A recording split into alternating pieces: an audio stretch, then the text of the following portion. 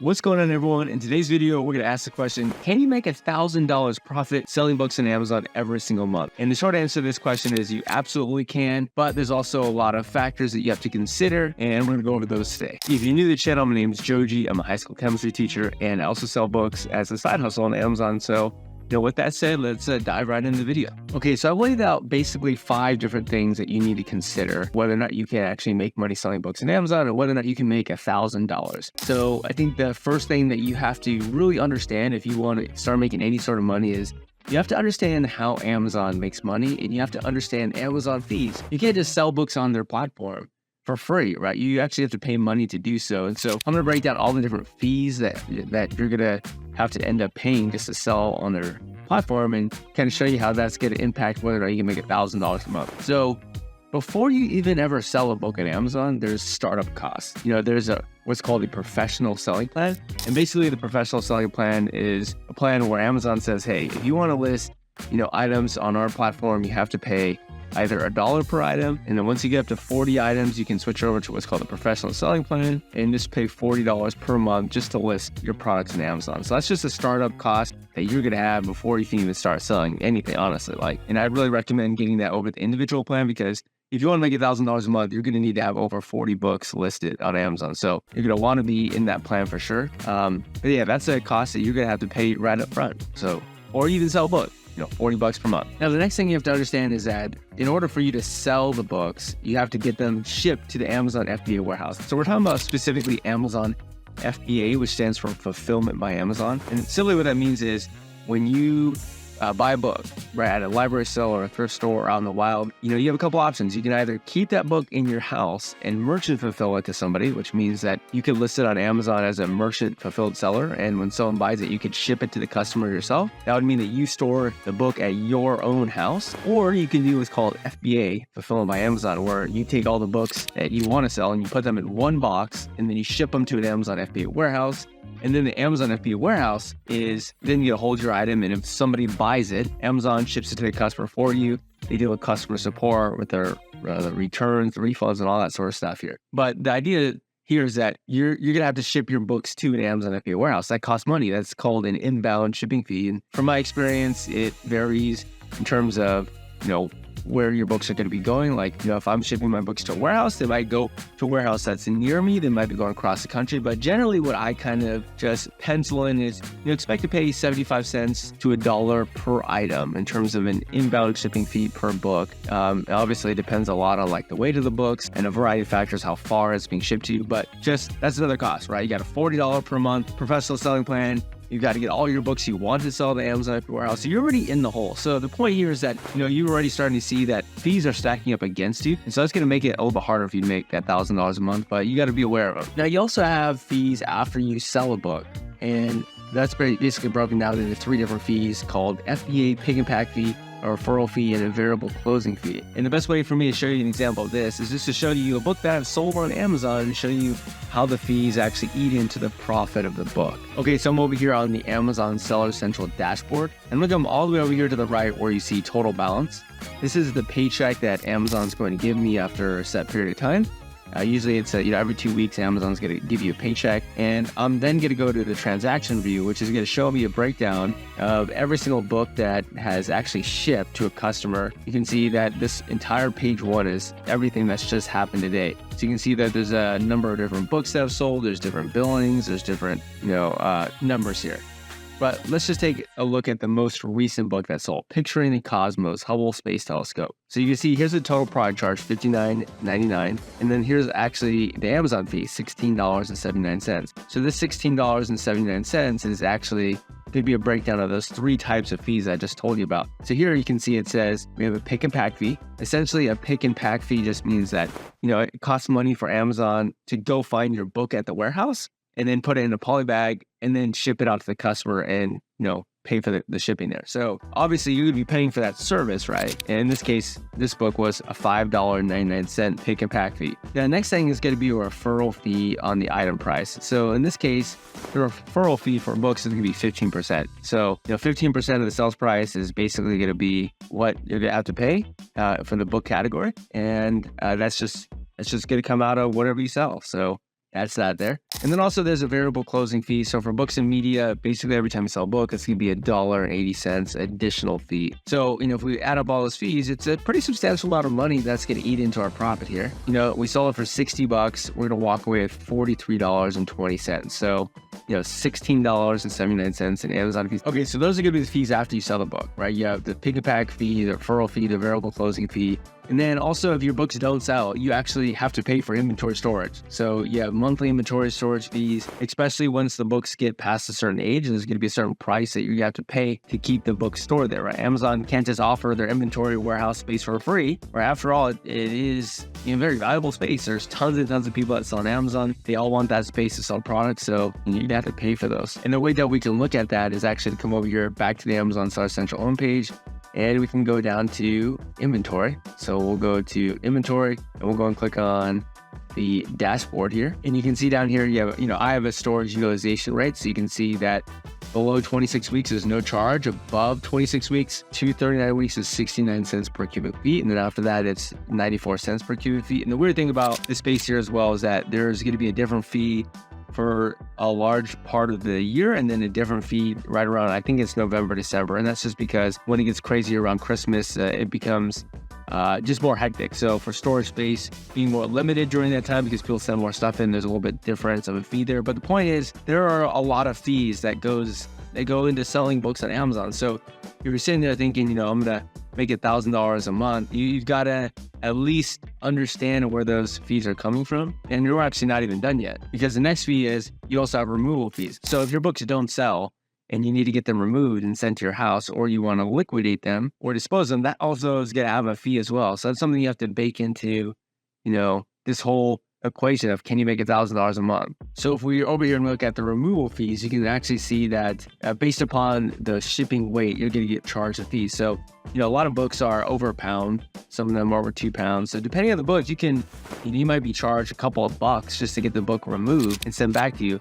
And so this is kind of tie into one of the other points with can you make $1,000 a month selling on Amazon is, do you understand bestsellers rank? Do you understand whether or not a book that you're sending to an Amazon FBA warehouse, do you understand the likelihood of it actually selling? So I know that was probably a lot. We just went through a whole bunch of different Amazon fees. This could have been a video about Amazon fees, and maybe I'll make one, maybe a little more in depth, but that's just one thing you have to consider, is that you're going to have Amazon fees in a variety of different ways, and that's going to factor into whether or not you can make $1,000 per month. Now, the next thing is that in order to make $1,000 a month, you need to have some startup capital to buy inventory and supplies. I mean, obviously, if you're selling books, you need to have gotten the books somewhere, and most people have to go out and buy the books. So if you get them at a library sale or a thrift store, or if you do what I do, which is called online book arbitrage, where you buy the books on Amazon and then resell them on Amazon, you need money to do that. So you need some sort of startup capital for the inventory. But then you also need some money for supplies, especially if you're doing your own prepping right now, which I'm assuming a lot of you will be, especially if you're newer.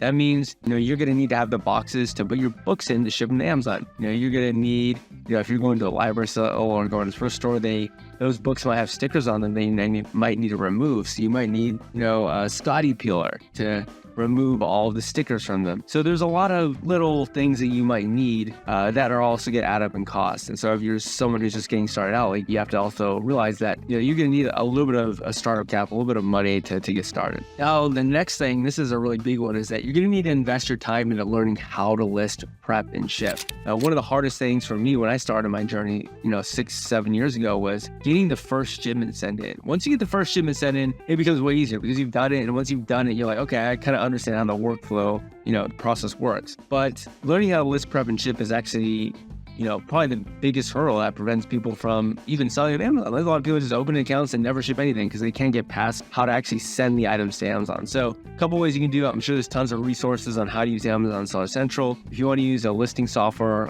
I use GoToLister. I have made YouTube video tutorials here, so you can check out those if you want to.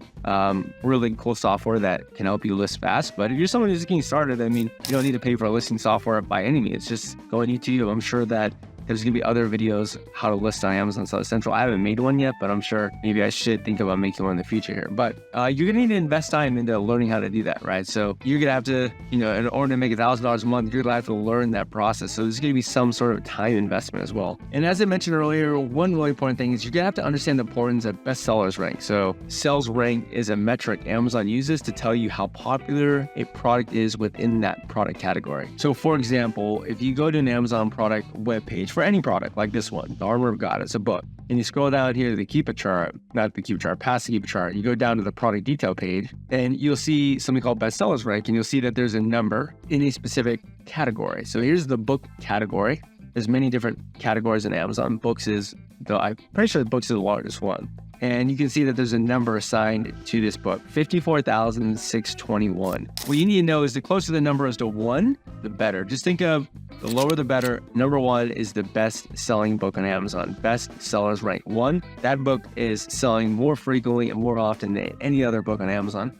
The higher you go, the worse it is. So if you get up to 20,000, 20,000 is worse than 1 is. If you get up to 500,000, 500,000 is worse than 20,000. You get up to 10 million, 15, it goes up to 90 plus million, because there's literally 90 plus million books listed on Amazon right now. So remember, the closer you get to 1, the better. And generally a good rule of thumb, especially if you're starting out with lower average selling price books, that means books that are in the $10 to $15 range, I would probably recommend staying below a million sales rank. So a million sales rank is going to be a pretty good metric again, especially for those lower average selling price books. For books that potentially can sell for more money, definitely go up more than $1 million. You can go up to 2 million, maybe 3 million. Those are going to be books that are called long tail books. It means they're going to take longer to sell, but they might hold more value, and so they might sell for more money, and you might be able to net more money from Amazon. So it might be worth selling those longer tail books, even if they have high sales rank. But the point is that sales rank and understanding sales rank is going to determine whether or not you sell books, right? If you're trying to make $1,000 a month, you have to be able to sell books. And if all the books you're sending in have 3 million, 5 million, 10 million ranks, or even let's say they're books that don't even have a sales rank, that's going to be a problem, because then you're sending in books that don't even sell. So if you want to make $1,000 a month, you have to sell books that people want to buy. And so that just means you have to understand sales rank as a number. And again, closer you get to 1, the better it is. Now, I would recommend learning how to read Keepa graphs here, because that's going to really fast track your growth here. And so I've got tons of free content on my YouTube channel. I've got a playlist about Keepa deep dives where you can look at historical data of books, and you can make better informed decisions about what books are actually selling and for what price you can ask for them, or what they've been selling for in the past. But understanding sales rank is a really important metric, because like you said, if you're sending in books that people don't want to buy, it's going to be way harder to make $1,000 a month. Okay, and the last thing that I'm going to say here is that, and this is honestly the most important one, is you have to put in the work. You have to take action. You can't just watch videos and then make $1,000 a month. You have to not only watch the videos to kind of learn what you're doing, but then you have to take a step in and dive in. You're going to make mistakes. That's part of the process of learning and growing in anything that you do. But the good news is that once you make those mistakes, you'll learn from them. And the best way to learn is to actually be the person who makes a mistake, because then you realize the impact on your business or the impact on your workflow or on your process. So, the winners in life are the people who take action. You don't need to know everything before you send your first shipment in. There's actually very little, honestly, in the grand scheme of everything you could know about selling books on Amazon. There's very little you need to know to get a first shipment in. But what's going to separate the winners from the losers, and whether or not, separate the people who make $1,000 a month and people who don't, or maybe the people who actually take the action. There's this thing called analysis by paralysis, which means you just learn everything that it is you can learn about something, and you get really excited about it, but then you just never do anything. You think, well, what about this? And what about this? Well, how does this affect this? It doesn't matter, guys. Guys and gals, just do it. Just try it. Find a tutorial, find someone who's showing you how to do it, and just try it. See if it works. If it fails, well, that doesn't work. You can try something else. But I think more often than not, the information out there is actually pretty good and it's free. And it just comes down to whether or not you're willing to put in the work. The person who's going to make $1,000 is going to be the person who's going out and buying inventory. It's going to be the person who actually learns how to put the books in a box after having labeled them and sending them to an Amazon FBA warehouse. It's going to be the person that is willing to just say, you know what, let's just dive right into into it. Let's do it. I'm hungry. I want to make $1,000 a month. So this video is probably quite long now, and there's a lot of tangents in here, but I really want to help people who are out there newer or selling to try to get that $1,000 a month, because in reality, if you spend an hour a day doing this, like, it shouldn't be that hard to get to $1,000 a month in profit. But that's an hour of consistent every single day, 7 days a week. Put an hour a day, take a little time to learn, but take action. Like, I think you guys can do it for sure. So understand the Amazon fees, understand that you need to sell books that actually people want to buy.